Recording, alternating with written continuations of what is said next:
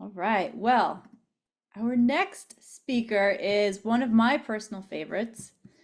We have Debbie Taylor. Debbie is a managing partner and chief tax strategist at Carson Wealth. She has her very own incredibly successful firm in New Jersey. Not only that, she is an highly sought after speaker, knowledgeable on taxes, deeply, deeply, deeply knowledgeable on taxes.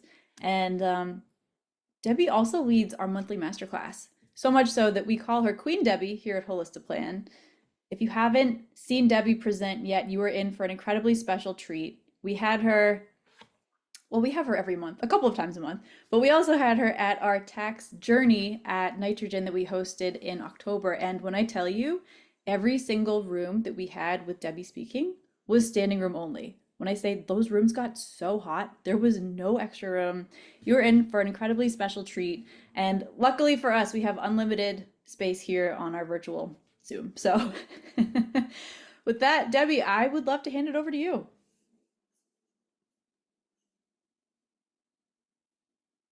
Hey, okay, can everybody see me? Yeah, you look great. Laura, you're hysterical, Laura. Those rooms are actually really hot. It's funny you remember that. Yeah, they were really hot.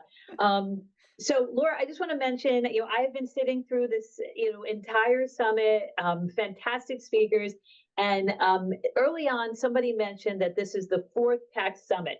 But I feel like this is like the sixth tax summit, all right? So I feel like we've been doing this a while, and every year it just gets better and better. So thank you for all the hard work that you put into it behind the scenes, and we're ready to kick it off and bring a ton of energy to this. So thanks, Laura. All Thank you right. very much. So yeah, welcome to the sixth tax summit. I've decided, and so I want to introduce Greg Schultheis. He is on my team. He's a CFP, and he co-presents with me. Try to keep this thing alive. Some of you, I've been looking at the numbers, and some of you have been with us since the morning. I think it was like 11:30 or 11:45. And so the 3,500 or so of you that have kept it going since then, like you guys are super impressive. And I hope and promise that you will walk away from this hour with great actionable tips for your practice, for your clients, for your team, and hopefully be able to develop and bring in a little bit of money too, because that's okay, right? So this is good. All right, and I know that I'm batting cleanup. I know there's somebody after me, but it's been a long couple of hours, particularly talking about tax planning. So we're going to try to make this fun and try to make this alive. So Greg, welcome here. And Thank you, thank you. Apologies that no one can see me, but I think there's some technical difficulties on the back end, so just waiting to get my video turned on. Although okay, it's that's probably better that they don't see my face. let's get the deck up. Greg, we will work on that. We definitely want to see your face. Thanks, Okay. Laura. This is why, and Laura knows this. I've never told this to Laura, but Laura's smart. She knows that I am never responsible for sharing because all the technical difficulties that I saw today, and I'm like, thank God that wasn't me up there because I'm like totally panicked when it's time to do all that screen sharing stuff. So I outsource that and I focus on what I do well. There you go, Greg's here. See, and so I just like to keep it simple. I like to focus on the presentation and not worry about all the technical stuff, right? And so anyway, so good. All right. So why are we looking at the dashboard? Where is my deck? There we go. That should do it. You don't think I remember what we're supposed to be talking about? All right. Tax planning is a growth strategy. This is tautological. Okay. By the way, Greg, do you know what tautological means? You're going to teach me something today. Love that, Greg. You're such a good sport, right? And so, tautological, right, is basically means like it's self-evident, right? It's like, of course it is, right? Tax planning is a growth strategy. Like, why am I even up here for 50 minutes trying to prove this to 3,500 people? We should just stop now because this is circular. We know it's a growth strategy, right? But for people who are not convinced yet, we're going to spend the next 45 or 50 minutes trying to convince them. So let's hop into the next slide. I'm a big believer in truth in advertising, right? So what are we going to talk about today? We're going to do some background. I usually like to start my presentations with some data. I like that. I'm a little bit of a data hound. I don't know if anybody else out there is a data hound, so I'd love it if you are. Hop into the Q&A. But I like to start with that. You don't have to take my word for things, right? So I like to cite other sources. We're going to talk about requesting tax returns. The tax report, we got some case studies here, so some new content on that. Wallet share, and then I do have some bonus material, so hang out with us to the end, and I hope to make it worth your while. And so the next slide then, 6 trends affecting the financial planning industry. 6 trends. And so I want to hop into the first one. And the first one, and you're like, oh yeah, no duh, right? Tax planning is the foundation of high net worth services. And most of you have probably seen this chart before. This is from Angie Herbers, and I think it's came out about 2 years ago. But I keep going back to this because to me, this is just so powerful. It underscores why we're here, why some of you have stayed on for a couple hours, and why you're going to go back and continue building your practice, right? And continue building it around tax planning. But to me, what's very interesting about this is that if you look here, we see tax planning, and we see, 90% of people, clients want tax planning, right? But what you see here is so many of these other services that are in demand, as far as I'm concerned, are all related to tax planning, right? Like all roads lead to tax planning. And when you look at this, there is a tax planning component to every single one of them. And this, of course, is where HolistaPlan comes in, because so much of this is you modeling things out for clients. And how do you model things without HolistaPlan, right? And so the first thing here is there are 11 services. Tax planning really affects every single one of them.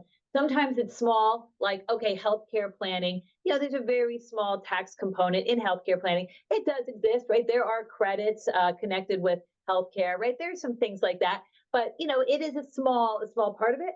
But then sometimes the tax planning is huge. For example, here they had business planning. Well, then tax planning is a big part of that. Estate planning, right? And retirement planning. But as far as I'm concerned, it's like the air we breathe. Tax planning's everywhere. All right, the next one.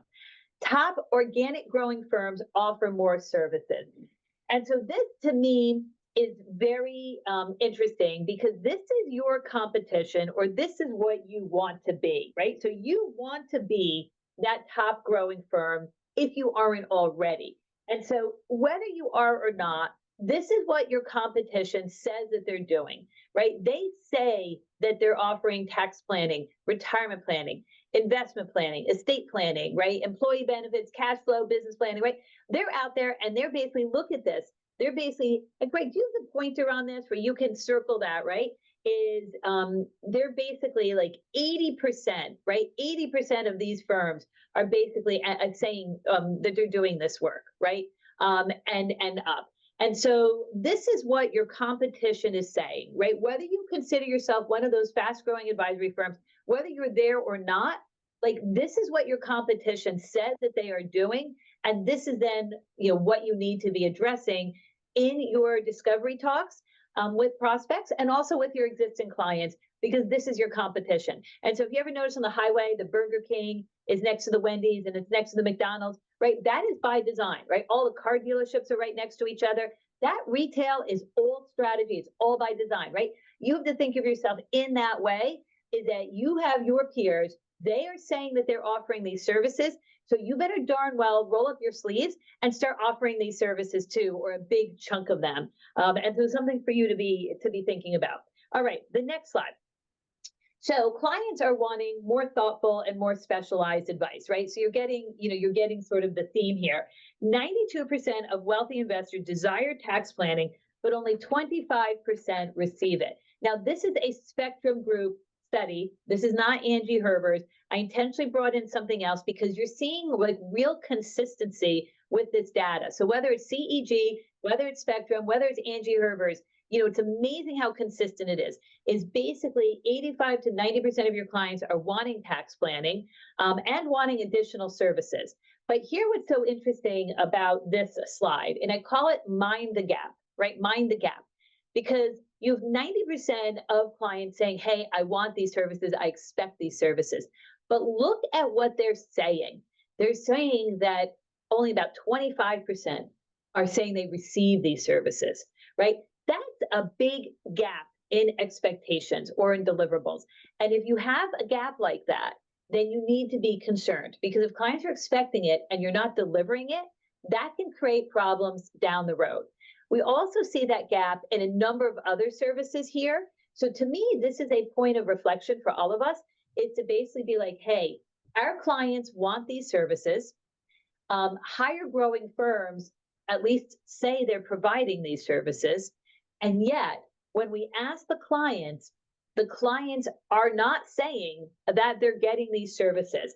And I have one or two ways to address that for you a few slides from now. But in a way, this is very humbling. And if you're like, oh, well, like the clients don't really know what they're doing or they didn't understand how to answer the survey, well, not so quick. Because if you look at investment management, 95% of them expect investment management and 88% of them say that they're getting it, right? So they know that they're getting investment management, but they don't think that they're getting really just about any of these other services except investment management and financial planning, right? 70% say they're getting financial planning. And then if you look here, basically all these other services, they say that they're not getting them. And yet the advisors are like, heck yeah, we're doing this. And so to me, this is a focus on communication.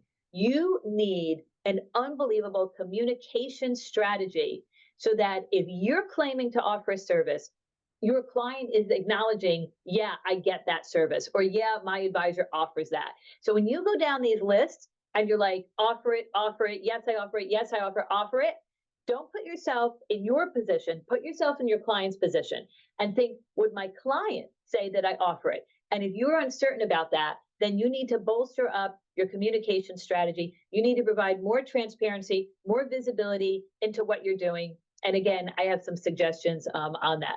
There's someone here saying that your screen keeps going dark, Greg. And so I'm not sure about that. If there's any other comments on that, let us know. Yeah, okay.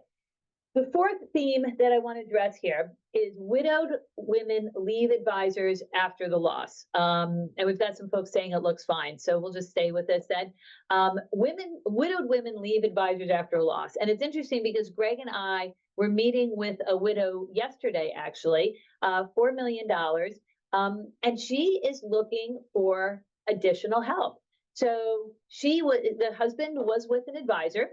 The husband was perfectly happy with the advisor because the husband was doing investing, wasn't so worried about financial planning or tax planning, right? He's just doing his investing, and he had an advisor who was coaching him on the investing, right? Sound like anything that you know or heard of, right? Now he's passed. He handled it himself. And now she is looking to change advisors because she wants heavy financial planning. She wants to make sure she doesn't run out of money, and she wants a lot of tax planning. And we had the son on the phone yesterday with us, and the son was heavily pushing for the tax planning. So even if she wasn't certain of that's something she needed, with the adult son, he zoomed in, we were in person with her. He was also pushing the tax planning. And so again, we actually did. We just found out she's coming on board. I was just going to say, we're going to win her as a client, but she just called and said she wants to come on. So she is coming on as a client, literally 24-hour turnaround. We met with her yesterday, $4 million, leaving her existing advisor to come to us. And I will tell you what closes the deal is the tax planning. And to be clear, tax planning cannot be done without Holistiplan, okay? So for those of you who are on the phone who are like, hey, yeah, okay, get it, tax planning, I'm here for some practice management tips, right? You need Holistiplan, okay? Every road begins and ends with Holistiplan. And so anyway, let's be sensitive to this. There are so many times, and I've been doing this for over 25 years, where you're sitting with the couple and he's controlling the dialogue. He's the one that's asking for things. And if she's physically in the room, and a lot of times she's not, but if she's physically in the room, she's silent, right? She doesn't really have agency in there. But there is a time she's going to have agency. And I can assure you, when she has agency, there are things that are important to her that have not been addressed often over this 5, 10, 20 years. So for those clients that you have that are couples, make sure you're addressing her concerns. Make sure that you are talking with her and building out the things that she might be more interested in, because all the data tells us that she wants planning, right? She wants, a little bit more thought, a little bit more long-term strategy, understand cash flow. She wants to be educated, right? Those are the things that are speaking to her. And if she doesn't get it now, she will get it eventually, right? With or without you. Okay, number 5, and this is a very special, before we hop off, back to number 4 again. One of the other ways it's been so effective is building community around the women also. And so we have monthly events at my home where we invite women, and we do education, we have fun, we make pizzas, we have estate planning attorneys come in. So it's a little bit of a mix of a bunch of things, but we have built community around women, giving them a voice, giving them a place that they feel comfortable, and they love it. And now they all get together on their own even without me, which at first was a little weird, but now it's cool and I'm happy for them. And so that is a way to think about, right, that women are going to feel respected and heard. Is you make these offers to them. Yeah, a bunch of them are going to say no, but a lot of them are going to say yes. And you start building that community and demonstrate to your women clients that you respect them, and that you want to be supporting them on their journey. Okay. All right, the next one. So we had 6 themes. So this is 5. When heirs inherit, advisors exit. That rhymes, right? When heirs inherit, advisors exit. I can't take credit for that. I think Caroline created that, right? You didn't create that, right, Greg? Was that I Caroline? did not. That was the creativity of Caroline. So that was Caroline, but I like that. So we see then, there's 2 groups getting a lot of money, okay, over the next, 20 years. It is in traditional relationships, it's the wives, it's the widows, and it's the next generation. And it's interesting because a lot of times you hear about all the money going to the next gen, but you don't hear about the dollar amount that's going to the wife. And so on the previous slide, we had $30 trillion is going to the widows in the next 5 years, right? $30 trillion. That's real money, right? And then you have here wealth transferred through the next 20 years is supposed to be 84 trillion, with more than 53 trillion transferring to the next generation. Okay. So it's amazing to me because as much as we talk about the next gen getting a ton of money, no question about it, but there is a pit stop along the way. Okay, Greg? So, I mean, when something happens to you, right? Not to be too macabre about this, right? Or something happens to Rob, right? It's not going to my 3 kids as much as they'd like it. There is a pit stop. It's going to come to me, and that money is going to stay with me. Hopefully, I live a long life. That money is going to stay with me possibly for another 20 or 30 years. And that's where you come in, you astute advisors. And so, yeah, we worry about the next gen because, yes, we want to be able to grab those assets, but there is a pit stop, and we cannot neglect that. Okay. Having said that, then, how do we include next gen? Well, one of the things that we started doing, because to be honest, we weren't so good at this in the past, is we started creating family events. And so in the fall, we have this family pumpkin picking extravaganza. It was a blast. We did it for our first time last year. We had 60 people, okay, for our first time. And that was bring the family, okay, bring the kids, bring the grandkids, right? And that was great. And it was like a huge carnival at a pumpkin farm, all right? And then we did a Santa's brunch in December. And Greg came with his children, and my husband was Santa. And by the way, he's an awesome Santa. By the way, we probably should have a picture of that because that would be hysterical. That was bring the children, bring the grandchildren, because again, most of my clients are in their 60s and 70s.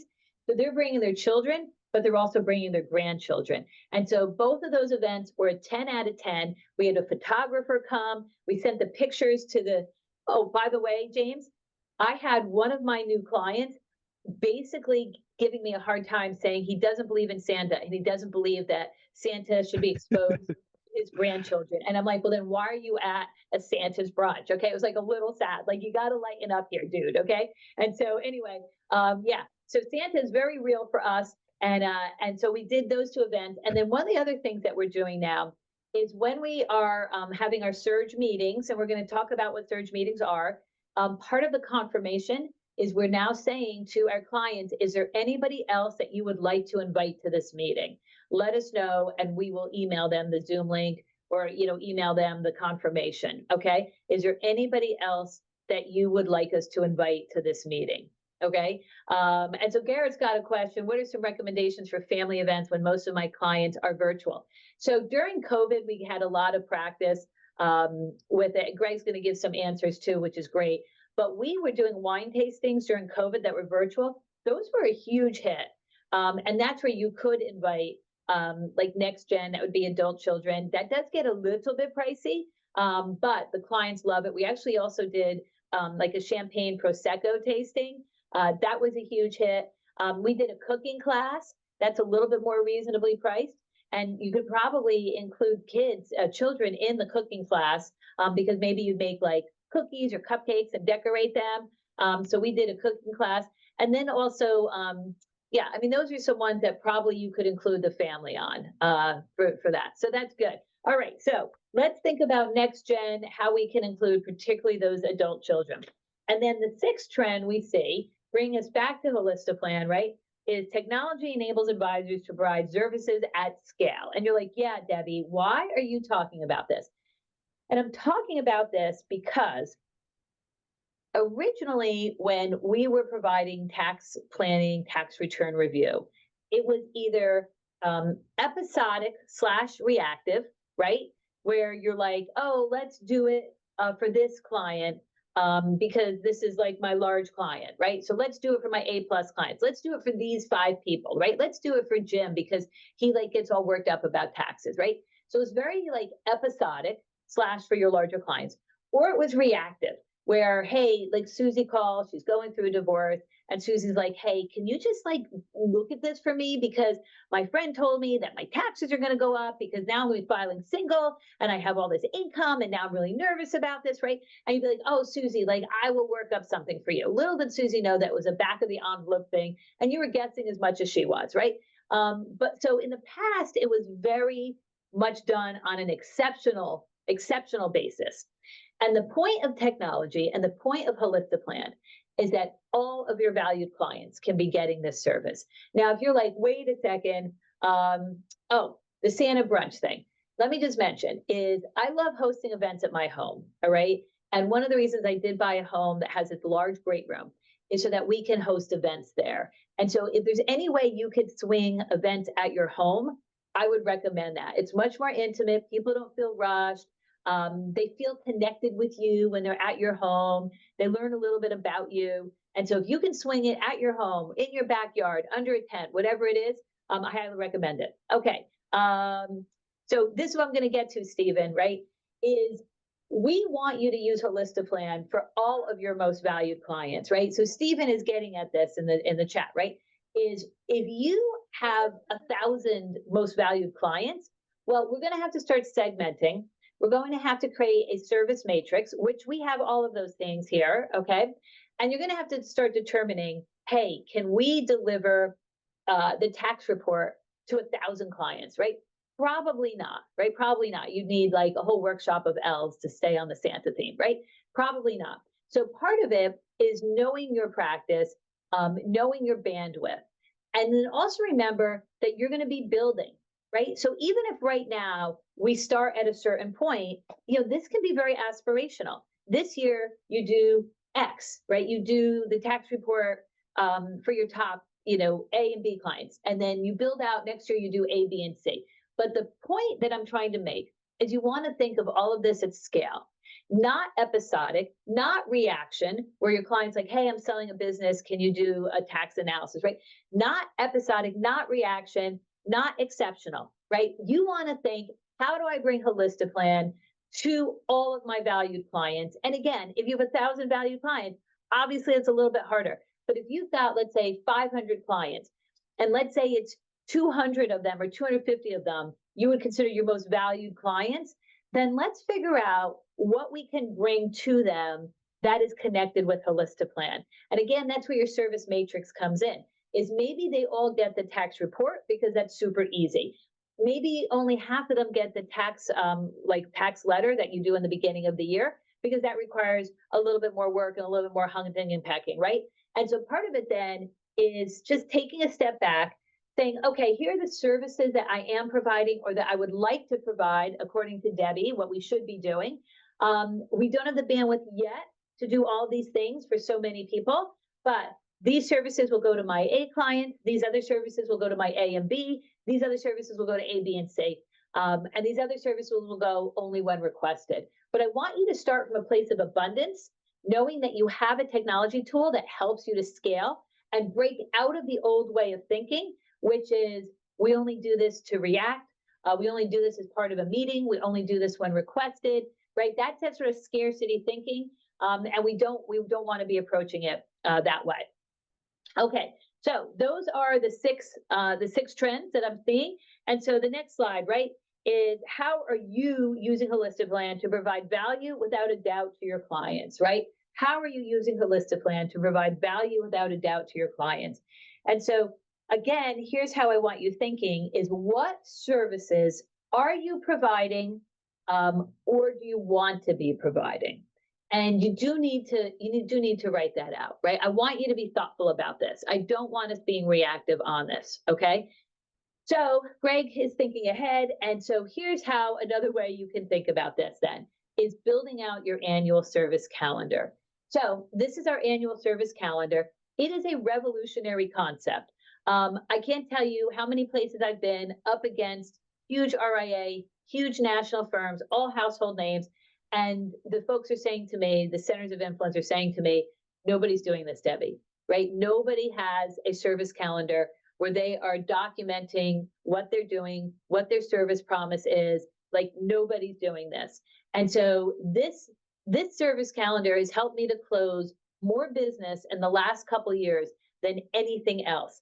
The clients want to hear from you. They want to have visibility into what you're going to provide to them.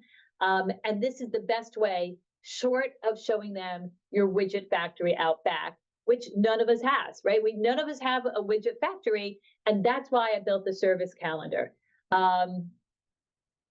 Okay, so on the service calendar, this is what we have built out. And admittedly, this is very robust because we've been doing this for 9 years, right? We have had a version of this service calendar, admittedly 9 years ago. It was much more rudimentary, right? It was a hope and a dream, okay? It was a hope and a dream, just like some of you right now, and that's okay. So I had this idea of a service calendar that I wanted to provide visibility, a commitment into what we were going to be delivering to these clients. And every year, as I added team, as I got more efficient here, as we built processes out, and as Holistic Plan came on the scene 5 years ago, right? And so every year we kept adding and adding, a little bit like a Christmas tree, right? Kept adding and adding. And now this is our current service calendar. Now, to be clear, I still tinker with this, right? I am constantly tinkering with this. Again, as I come up with new ideas, new services, I see a colleague of ours offering, a family retreat, right? A next gen family retreat. I'm like, brilliant idea. Bam, that's going onto my service calendar. So I'm constantly taking inspiration, and so can you. But this is a good start, albeit it's a little comprehensive. So maybe you look at this and you say, okay, Debbie, we're just not there yet, but we can do 3 of these 6 services in the winter. And maybe we're already doing those. And in the spring, we can do 4 of those 5. And by the way, we're doing these other things that you're not even doing, Debbie, right? Fine, put that onto your service calendar. That's super impressive. And maybe you can inspire me when I learn about the extra things you're doing that we're not doing down here, right? So I would urge you then, build a service calendar and let's document what we're doing and when we're doing it, okay? Great. So yes. I see the service calendar as serving, it serves a lot of purposes, but I see it serving 3 key purposes. And one of them is I think it helps the team members. And so could you talk to us briefly from a team member's perspective, why you like the service calendar? Absolutely. Yeah. So the team, we and actually this was a question in the chat, so I'll address it. We have about 10 individuals in our office, 2 planners on the team, a few people working on investments. So what this really allows us to do is organize our year. This isn't a case of, client meeting goes on the calendar and I have to do a Roth conversion analysis, a tax return analysis, an estate plan review, all for a single meeting. Here we optimize our time. We go through, we do various projects all through the client book, and using the stages, the seasons that we have in our service calendar just allows us to really optimize that. So that's certainly one thing that we love. And yeah, it just helps us, we know exactly what we're aiming for, what we need to do at any point in the year. And you know what? This actually has been a great lift to us this year because we were doing preliminary Roth conversion analysis for basically our entire client book earlier in the year. we were able to start those Roth conversions, chip away at that total amount as the market has pulled back. So it really adds value all throughout the year and just allows us to work pretty efficiently. Yeah, I love that because that's a great example. Is in the service calendar, Greg. I don't know if you're able to use your pointer. Early on, I have the team do preliminary Roth conversion analysis. And the idea is like, why are we working this stuff up in January and February? But we knew the market would pull back this year, particularly after 2 years that it was so positive. And so I made sure that we dealt with this in January because I knew it was coming. I didn't know why, I didn't know tariffs, whatever, but I knew something was coming. And then when the market pulled back, we were ready to pounce because we had already done this analysis for the clients. And so we were ready to do Roth conversions for them, which we did, basically near the bottom of the market, although the market could go down even more. And we held back a little bit in case the market goes down more. And so, yeah. So, okay, so this is the service calendar, and a lot of questions, the chat's blowing up, right? We could do an entire session just on the service calendar, right? I mean, absolutely, but we must move on, Greg. Okay, so let's go to the next slide. So there are three key reasons for the service calendar, right? If I had to boil it down, and there's like 1,000 reasons why you want a service calendar, but one of them is for your team. They have agency over their workflow. They know what's expected of them, right? And we can be proactive. Right? We can be proactive. And so it's not like, oh my gosh, we're responding to all these requests about Roth conversions, the market went down. No, like it's in our service calendar. We reached out, we know what we're supposed to be doing. So that's one. Another reason you want a service calendar is for your prospects during your discovery meetings. Like I said, I've closed more business with the service calendar than anything else in my arsenal. And so the prospects love it. And then the third reason that you want a service calendar is for your existing clients, right? You want to retain those existing clients. Remember those charts I showed you a couple minutes ago where all these advisors say that they're providing all these services? Well, we actually provide these services. And so the clients love it. We send it out in January, and then we send it out every quarter to show them what is on deck for that quarter. And we then describe to them what we're going to be doing for them, in that upcoming quarter and engage them. And so the clients love it. So here's 5 reasons you need an annual service calendar. But I just mentioned, to me, it's like those 3 core reasons, and then everything, emanates from those 3 core reasons. It's for your clients, it's for your team, and then it's for your prospects, so you can close business. Okay, good. All right, let's move on then. So, and why this matters, right? So happy clients grow AUM. And I think this is from the Charles Schwab RIA benchmarking study. If you have never seen the RIA benchmarking study, it is actually phenomenal. They come out every year with it. I feel like it comes out in like the late summer, but it like trickles out. And they just have some really nice data here. And so we're going to compare ourselves to top performing firms, right? The faster growing top performing firms. And so if you look here, these top performing firms, 60% of their new business comes from referrals, whether it's existing clients or centers of influence, right? 60% of your business comes from referrals. That means you need to deliver an exceptional client experience with that service calendar, and all those other things we're talking about, because that is where the chunk of most of your new business is going to come from. 25% can come from other marketing, right? And that could be like your social media, like whatever that is, doing webinars or seminars in local libraries. I've done it all. I've done a radio show. I've done it all. Okay. And so maybe 25% is coming from those other sources. And then you see inorganic growth, which is basically acquiring firms, is that very small amount. And so the lion's share of your new business is going to come from, getting your knitting right, like focusing on your knitting and treating your clients well and dealing with your centers of influence and showing them, demonstrating that you have a great client experience, that you know what you're doing, that you're competent, all of that, right? That can be huge for you. Yes, some folks out there might be bringing in all their business through social media or whatever, and good for you. That's great that you tapped into that. But for most people, at least we need to be starting with referrals at the very least. And so that's just a little bit of a reminder is let's focus on our home and let's get it right, basically. All right, let's hop back into Holistic Plan now. Okay, requesting tax returns from clients to deepen relationships, right? So this is super simple. And I spoke to an advisor yesterday because, as Laura may have mentioned, I'm chief tax strategist at Carson. So we have office hours and advisors call me. And I literally had an advisor on the phone yesterday who, by the way, is a tax preparer. And he's like, how do I send out the holistic plan reports to people? Like, how do you do this, Debbie? And I'm like, okay, like, let's see, like, let's run through this. And so we still have a lot of people that haven't gotten their head around how important it is to communicate. You have this amazing tool with Holistic Plan. That's great, but you need to leverage it now, right? You need to use it for all that it can be. And so with that, then I want to ask you, do you request tax returns from clients throughout the year, right? And let's hop into our poll. We usually give about 30 seconds for the poll, so we keep things moving. But do you request tax returns? And I don't mean some lame request. I mean, are you serious about requesting tax returns? Because we cannot do tax planning without the tax return. It is a sine qua non, right? It's a sine qua non. And so I'd love to see the results from the poll. Let's just see where we're at on this. Okay, so I've got people, saying yes, but I think you're supposed to be answering the poll. Yes, where's the poll? Are we able to show the poll, Laura, or we are pollless today? We're just Hey, Debbie, we are poll list today, so let's just do it through the Q&A. Awesome.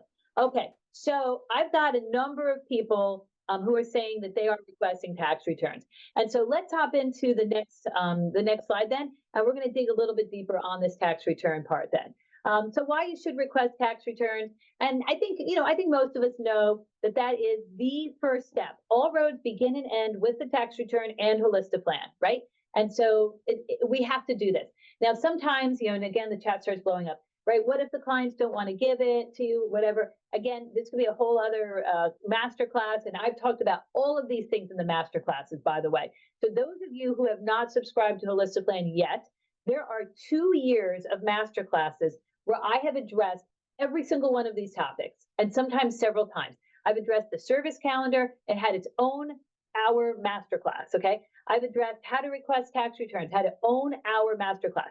And so for those of you who really want to level up your game, then like sign up for a Holistic Plan, because what people have said is the masterclasses are worth the subscription price just alone. That's without Holistic Plan. And of course, Holistic Plan is absolutely worth it too.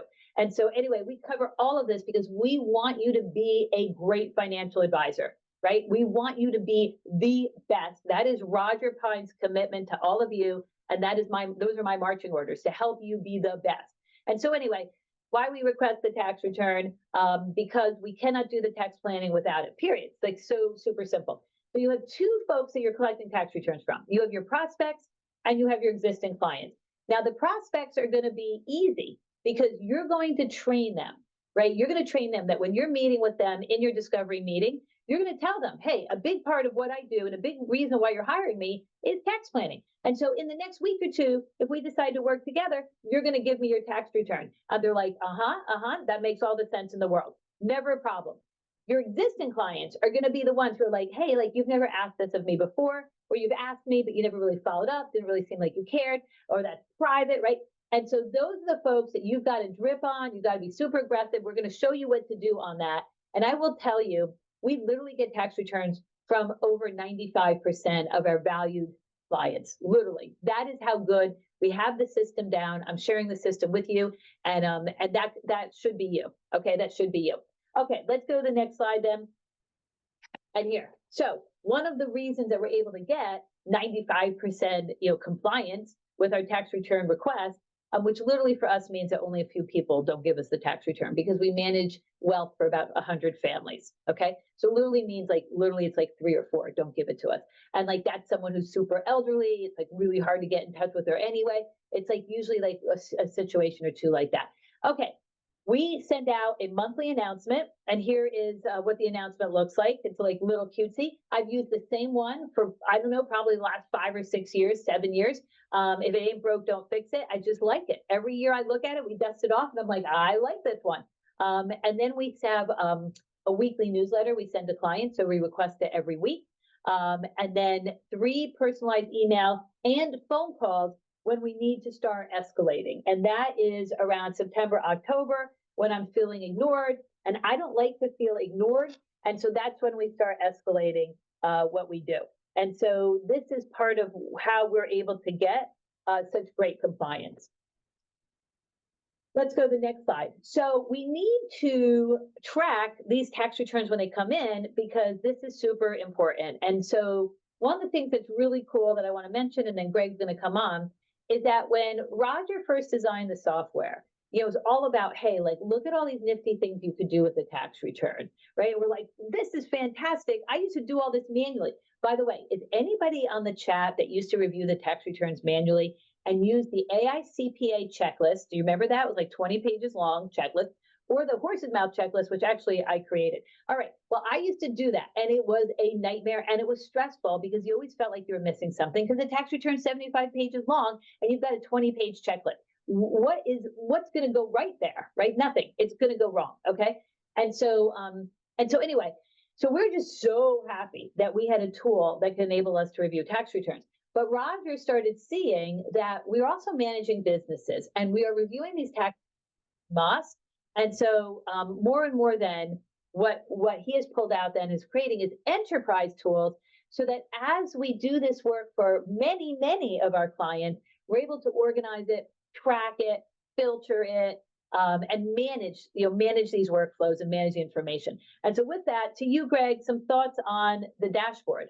Right. Yeah, this is an extremely helpful tool in just tracking the entire book, understanding where each client is in terms of status. You can mark their status here. Just working across several different people who are working on the process, gathering the tax returns, uploading them, sending follow-up emails to clients. This couldn't make it easier. There's so much customization. There's also a copy link. So, if you have those handful of clients, or if you want to send it to your entire book, you can create customized links that you can send directly to clients. They click on that, they upload their tax return, it comes right to Halistaplan. Really couldn't be easier. Yeah, great.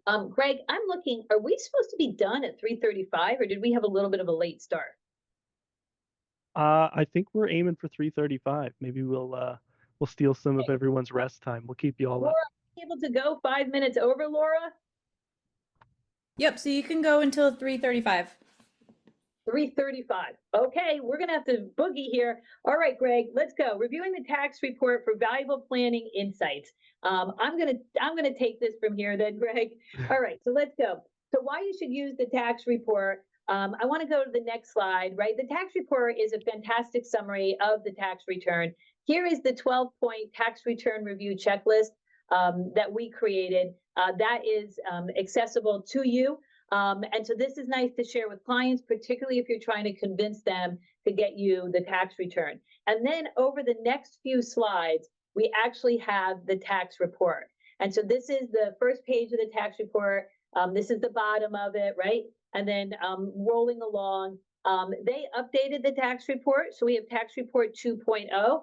It is a great client-facing piece. You can sit and review it with the client. We send it to the client. So if they send us their tax return, within 7 days, we have a process that we then send this to the client.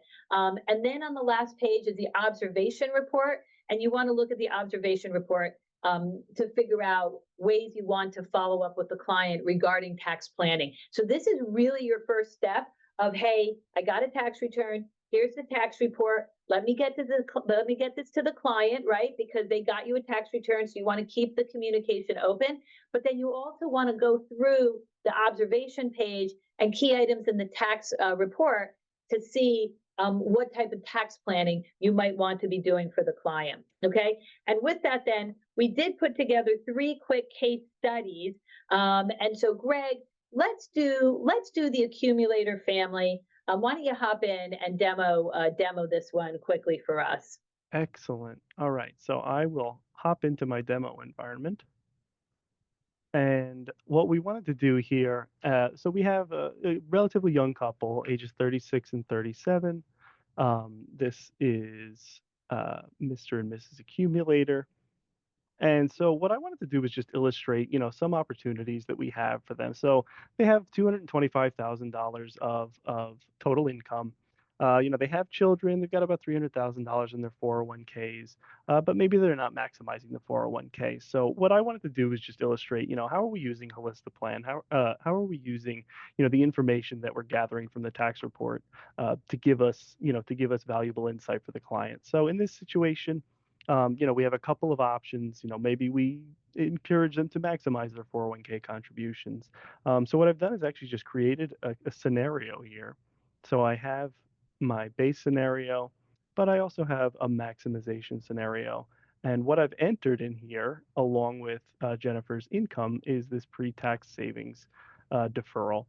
And again, just speaking to the efficiency of this, this took me all of 2 minutes to create. And what we can quickly do is scroll to our tax withholding calculator at the bottom and just give a sense. All right, so we're saving about $5,000 in federal taxes, and we're saving, about $1,500 in state taxes. Now, a $6,500 tax savings is great. Can't sneeze at that. But maybe this brings up a great conversation. Maybe this client should consider maybe Roth contributions to their 401k if that's a possibility, because maybe they would be expected to be in a higher tax bracket in retirement. So, using this information just to really build out options for the client and show them what's possible with different tax saving strategies. So how much in taxes did they save here, Greg? Right. So we're about $5,000 on the federal side, and about $1,500 on the state side. So Okay. about $6,500 total on a $23,500 contribution. Right. So this could be example where, a lot of people don't understand the type of tax deduction that they get, right? A lot of people think, oh, if I relocate, oh, if I contribute to a traditional 401k, I'm going to save all this in taxes. And so somewhat of what's so cool about Plan is we get the guesswork out the back of the envelope. Oh, my neighbor told me, my friend told me. And I'm like, hey, let's just run the numbers. And then we have the data and we can then determine what makes sense. So it really puts you back in the expert seat and gets rid of the rumors and my sister and my aunt told me this or whoever. So this is case study one, right? And this is modeling out all kinds of different things. The 529 plan was really cool. Like New York, for example, has a deduction for 529 plans. And so this is something you could model out because a Plan does include state taxes. And so again, it's just like, instead of clients trying to figure all this stuff out for themselves, you're like, hey, we got this, we can model this out. We're gonna have to move on along. So we had two other case studies that we set up here. And one of them was for a complex couple, Mr. and Mrs. Champagne. I love that, my favorite area and brand, Mr. and Mrs. Champagne. And here we had them relocating. Let's do this one real quick because I think this is so cool. I know, I'm just like a moth drawn to light. And so you have people come to you and they say, oh, my friends tell me I need to relocate to Florida from New Jersey, right? We're in New Jersey. And sometimes it saves hundreds of thousands of dollars and sometimes it doesn't. And so here's a great example, Greg. Let's hop into this and you get like 30 seconds on it. Right. So hopefully you can see that screen. But Yep. what we have here is our base case. So we've selected New Jersey as the filing state. So again, I created a different scenario. Let's have our relocation to Florida scenario included here. We can select a drop down here. You're not gonna find Florida anywhere in this list. So we do not have a state scenario. But again, just comparing this side by side. Okay, just from an income tax standpoint, you're looking at a $27,000 difference. Now, granted, these are high earners. They're earning about $500,000 a year, but that's huge. $27,000 a year. Maybe they're working for another 3 years. You're looking at almost $100,000 in tax savings over that time. That goes a long way. Yeah, and Florida's not there, obviously, because Florida has no state income tax. Exactly. Down, we could put in Maine, and Right. then right, like if you put in Maine, because I think Maine has some high taxes. So if you put in Maine, then you'd see, okay, so which one's better or worse? I have a place in Maine. I could go back and forth. I work remotely, whatever. Oh, this says Right. relocation to Florida. Right. No, that's just the name of the scenario here. But you could change this to any state that you wanted to change it to. So in Yeah, this case, I could change it to Maine very quickly. It's very quickly going to give me the difference. So New Jersey was 27,000, Maine is 34,000. So got it. excellent way to compare it side by side. Good. Okay. All right, so let's hop into holistic plan increasing wallet share. All right, so we got a minute left. We have no poll, so we're going to skip the poll. Here is the other key thing that I want you to be thinking about is the tax return is a great way to mine for data. And so if you go to the next slide, or 2 slides later, Holistic Plan has a report that shows you the interest income, the dividend income, and you have so many clients now that are sitting on a ton of cash, from getting 4 or 5% in money markets, CDs. This has not been a concern for years, and now all of a sudden we have to worry about clients stockpiling cash. So you must be reviewing every single tax return now for these clients. This will pay for itself 10 times over because you will see not only their outside assets at the big wirehouses or Vanguard or wherever, but you will see all the money they have sitting in these bank accounts and these money markets and CDs, and you need to have a conversation with them to get that money off the sidelines, okay? And the next slide shows you then we reached out to clients when the market started dropping, and one of the things we did talk to them about was Roth conversions, was tax loss trading, and was investing the cash and getting the cash off the sidelines. So use these market drops as an opportunity to do tax planning, to get in front of your clients, and to be that trusted advisor. And now hopping in as we round out our time, our bonus material. So the 2 things that I wanted you to see is this is the announcement that we send to clients, chasing them down for the tax returns. And we send literally the same announcement, I think it was like 8 or 10 times. Basically, it's like once a month for the next however many months. And then the next thing I wanted to show you is when we are ignored, when we don't have a tax return, then in September and October, this is the email that we send. And I couldn't be more direct on here, where I literally say, without your 2024 tax information, we cannot accurately assess your eligibility for a Roth or determine the optimal conversion amount. In addition, deadlines, cannot accurately make recommendations. You must give us your tax return, okay? And that's the bottom line. So this is when, if folks do not respond, then I send out this email, and then the phone calls come and we get all the tax returns. And so that is basically it. We're 2 minutes over. There is this discount code, but I know there are other discount codes. So this is the discount code that we typically use, but I think there was some other discount code that I saw. And so I will defer to Laura and the amazing Holistic Plan team, which, by the way, gets the top ratings. Okay, Holistic Plan gets the #1 rating of any software in Bob Berry's, which just came out a couple months ago and continues to be best in class. And so with that, it is a pleasure working with the team. Those of you out there who are future subscribers, you will not be disappointed. It will change your practice and change what you're able to close and how you're able to serve clients. You will not regret it. And with that, back to you, Laura. Debbie, Greg, you guys kill it every time. I mean, there is a reason we call you Queen Debbie.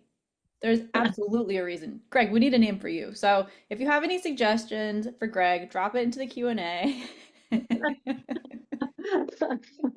But no, really, let's show Debbie and Greg some love. They bring it every time. I mean, they bring it every time. They're unbelievable to work with. So thank you so much for that presentation. You bring the energy, you bring the information. It's just so powerful. So thank you. Thank you. Thanks, Laura.